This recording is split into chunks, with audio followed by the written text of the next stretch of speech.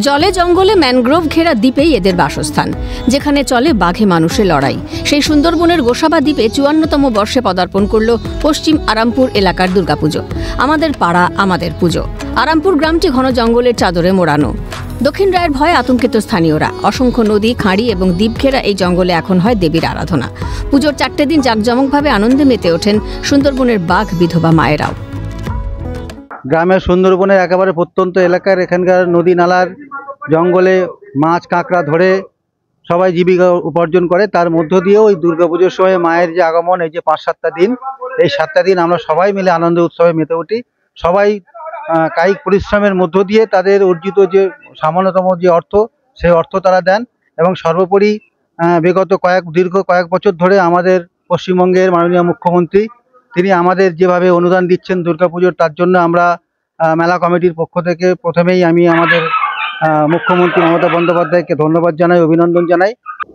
অনেকে বাগে নিয়ে গেছে বা নদীতে মাছ ধরতে গেছে, অনেকে প্রাণ চলে গেছে। সেই হিসেবে এই পাড়াটায় পুজোটা হচ্ছে সবারই একতা মিলে এই পুজোটা হয় এখানে।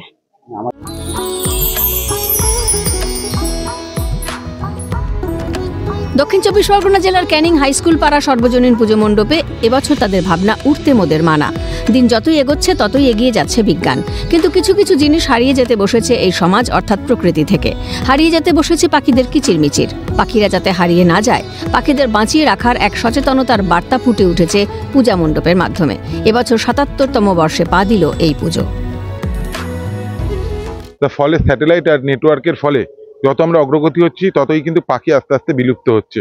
তাই আমরা সমাজের কাছে একটাই বার্তা দিতে চাই, আসুন আমরা সকলে মিলে, অনেকে এখনো ছোট মনে মানসিকতা আছে, পাখিদের খাঁচায় আটকে রেখে নিজের বাড়ি ঘরদোরে সৌন্দর্য বাড়াচ্ছে। আমরা সেখান থেকে দাঁড়িয়ে একটাই বার্তা দিতে চাই, পাখিকে তার পরিবেশে আপনারা মুক্ত করে দিন।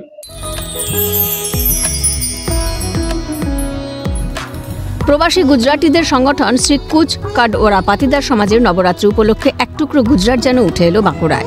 নবরাত্রি উপলক্ষে লালবাজারে প্রতিদিন পূজা পাঠের পাশাপাশি সন্ধ্যায় ঐতিহ্যবাহী ডান্ডিয়া নাচে অংশ নেয় ৮ থেকে ৮০ সকলেই। আয়োজকরা জানান, স্বাধীনতার প্রায় অব্যবহিত পরেই ১৯৫২ সাল নাগাদ মূলত কাঠের ব্যবসার কারণে বেশ কয়েকজন গুজরাটি বাঁকুড়ায় আসেন। পরে এখানে স্থায়ীভাবে বসবাস করতে শুরু করেন তারা। এক প্রবীণ সদস্য জানালেন, নিজেদের সংস্কৃতির সঙ্গে বর্তমান প্রজন্মের পরিচয় ঘটাতেই এই উদ্যোগ। ওর জন্য 9টা রূপকে আমরা পূজন করি, আর অষ্টমীর দিন আমরা হাওয়ান করি। আর প্রতিদিন সন্ধ্যের সময় 7টা থেকে 9টা পর্যন্ত আমাদের সময় বাঁধা আছে। মানে দূর দূরান্ত থেকে আসে সবাই, তো একটা পরিবারের মতো একটা মায়ের আরাধনা করে, আরতি করে আমরা পুজোটা শেষ করি। আমরা এই দুটোর মধ্যে মিলিয়ে যে একটা পরিবার মনে হয় না যে আমরা বাঙালি কি গুজরাটি মনে হয় না, আমরা একটা পরিবারই মনে হয়। हम लोग को तो प्राय 86 में चालू किया हुआ है, 43 साल हो गया। नवरात्र हम लोग बहुत धूमधाम से मनाते हैं। हम लोग की समाज का नाम है कच्छ कड़वा पाटीदार समाज। यहाँ हम लोग एक छोटा सा गुजराती बसा के बैठे हैं। इतने मतलब बांकुड़ा उतना बड़ा शहर नहीं है, फिर भी हम लोग ने यहाँ गुजरात बसा लिया है।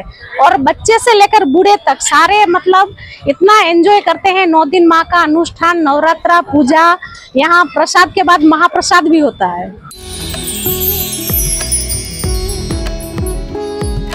হুগলি তারকেশ্বর ব্লকের পূর্ব রামনগর গ্রাম পঞ্চায়েতের খেমনপুর গ্রামে অষ্টম বর্ষে পদার্পণ করল বাঘা সংঘের পুজো।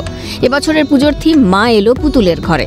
খড়কুটোর মণ্ডপ করা হয়েছে। মণ্ডপ ও প্রতিমা তৈরিতে ব্যবহার করা হয়েছে খড়, নারকেল দড়ি, খেজুর পাতার চাটাই, পাটকাঠি, বাঁশের ছোট ছোট কঞ্চি, ছোট ছোট পুতুলগুলিতে মুসুর ডাল, মুগের ডাল, জিরে গুঁড়ো প্রভৃতি।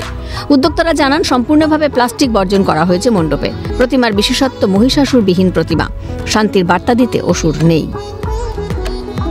মায়ের সঙ্গে যে অসুরের যুদ্ধ, সেই যুদ্ধটা অসুর যে রূপ ধারণ করতে পারে, তার যে একই রূপে 10টা দেখা যায়, একই রূপে 2টো দেখা যায়, যে সেই একটা রূপ আমরা মায়ের সামনে তুলে ধরেছি। একদিকেরটা ড্রাগনের মুখ দিয়েছি, একদিকেরটা গরুর মুখ দিয়েছি। মা কোন দিকটা দেখবে সেটাকে ভস্ম করার জন্যই রূপটা সে দুরকম ধারণ করেছে। তাই এই রূপটাকে আমাদের মন থেকে পছন্দ করে রূপটা দিয়েছি। প্রকৃতির জিনিসকে নিয়ে আমরা এটাকে তুলে ধরতে চাই। এবং আমাদের দেশে একসময় পুতুল শিল্পটা খুব প্রচলিত ছিল, এখন হারিয়ে যাচ্ছে। এইটা যদি এই পুতুল বলে একটা জিনিস ছিল, সেইটা আমরা ছেলেদের সামনে তুলে ধরতে চাইছি। এবং এই যে ফেলে দেওয়া সামান্য জিনিস দিয়েও যে ভালো কিছু করা যায়। হরিপদ মণ্ডল, স্বরূপ রায় ও সুভাষ মজুমদারের রিপোর্ট, ক্যালকাটা নিউজ।